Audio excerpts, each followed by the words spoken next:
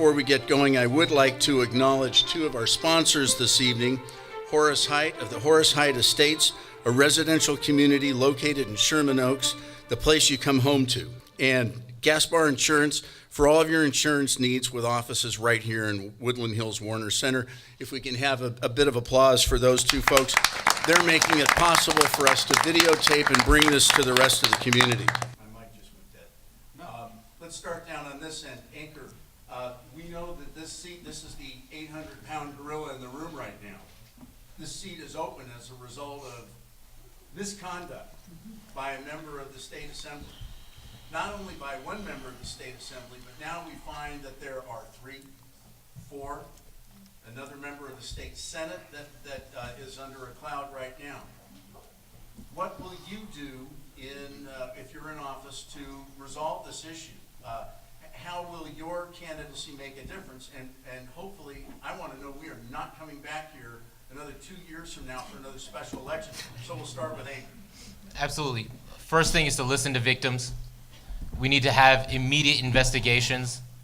Justice delayed is not justice. We continue to have these issues continue to bubble up, continue to accumulate, and people in positions of power continue to act in these ways if they're not addressed right away. The whistleblower hotline, the way that we allow people to report and take it seriously is at the forefront of how we address it. Thank you. Tricia Robbins-Cassie. I think overall it's a combination of efforts that need to happen. I'm glad that we're having this. I'm sad that we have to have this discussion. It's a conversation that's needed to be had for a long, long, long time.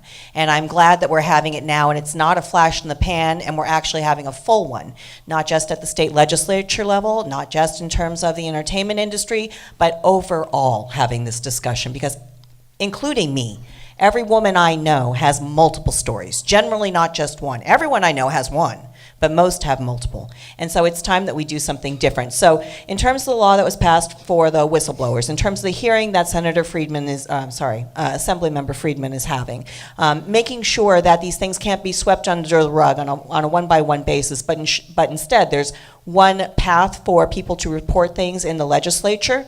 I think, just like I used to happen in the 90s when I worked for a law firm, making sure that every year you have to watch that video that shows you what you can and cannot do, what's appropriate and what's not, changes how people behave with each other. Thank you. Jesse? Yeah, I agree with a lot of what Ankur and Tricia said. I think we're in an unfortunate but long overdue moment in our society. This has been a problem that has been going on for way too long, and we're having some unfortunate and painful conversations about it, but they've needed to be had. And Tricia's right. There's a lot of stories out there, and we need to address them. We need to make sure that victims feel safe coming forward, that they can report this without fear of retaliation, that we believe them, and that we have an opportunity to deal with these issues. And we need to make sure that it's not just in Sacramento, but that it's people throughout the workplace.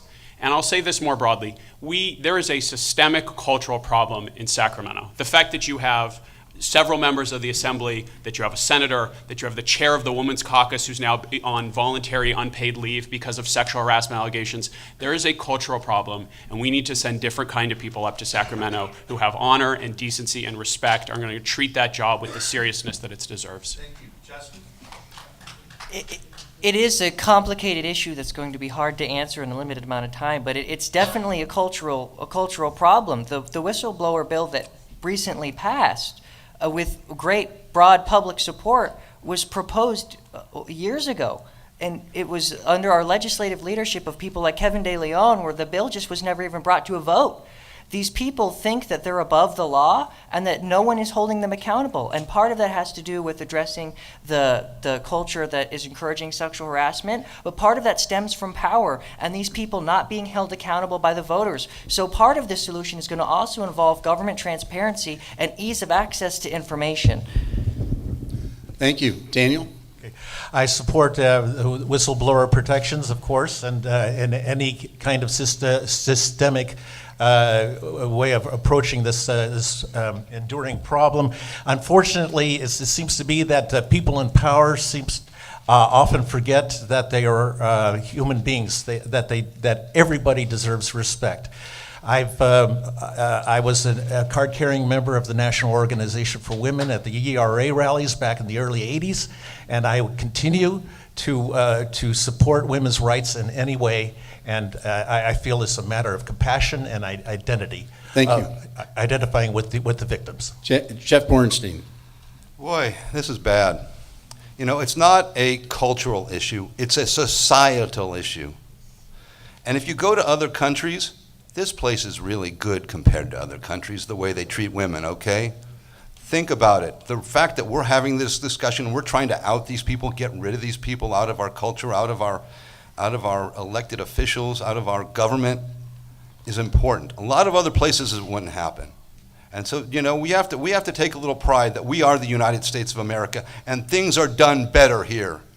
It has to start in kindergarten and the first grade. The boys should know they can't touch the girls, period. And if you start not at the state level, not at the local level, at the kindergarten and first grade level, this is where it needs to start, okay? Ray Yeah, I've been a member of the Producers Guild for some 40 years, and it's sort of like a dirty little secret, you know, in the business that this is going on.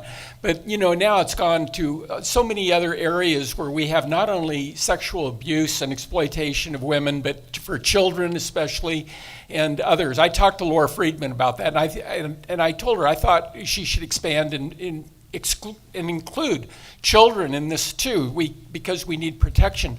The thing is, most victims have been, they're fearful of saying something about it, and they also feel guilt, especially children. So, you know, now that people are talking about it, this is the time that we make sure that we hold, there's no tolerance for this type of behavior, and it's a criminal activity, and we need to follow up and make sure that those responsible are properly prosecuted. Thank you very much.